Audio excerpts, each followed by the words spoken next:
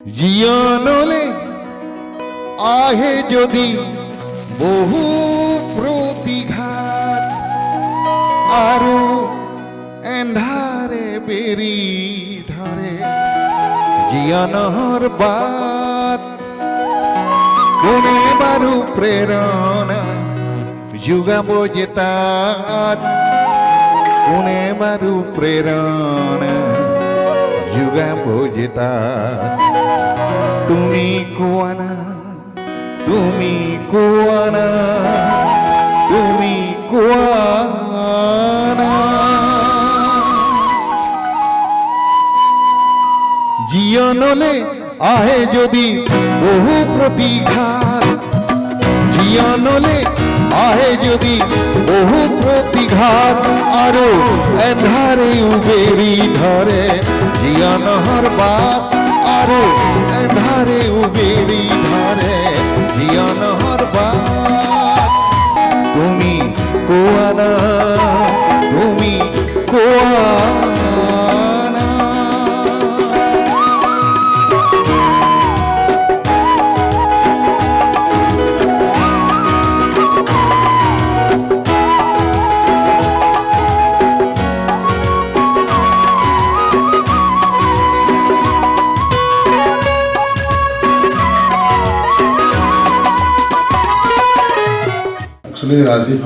ৰাজীৱ ভটিয়াৰ আদ্য চাদৰ ঠিক তিনিদিনৰ আগৰ পৰা তেখেত মানে বিশেষকৈ স্বাস্থ্যজনিত কাৰণত মানে পৰি গ'ল। এতিয়া ডক্টৰৰ ৰিপৰ্ট মতে চুগাৰ প্ৰেছাৰ আৰু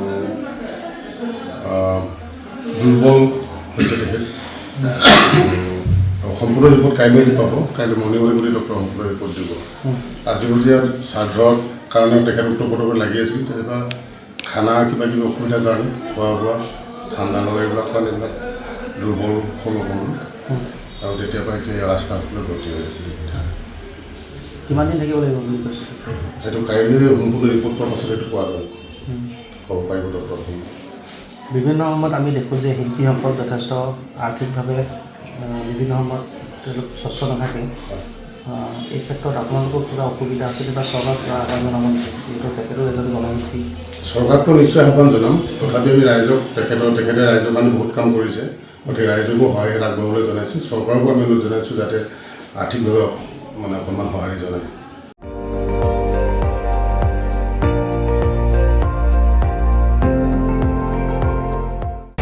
আপুনি চাই আছে ND24, সৰ্বশ্ৰেষ্ঠ নহয় সৰ্বোত্তমৰ দৌৰত।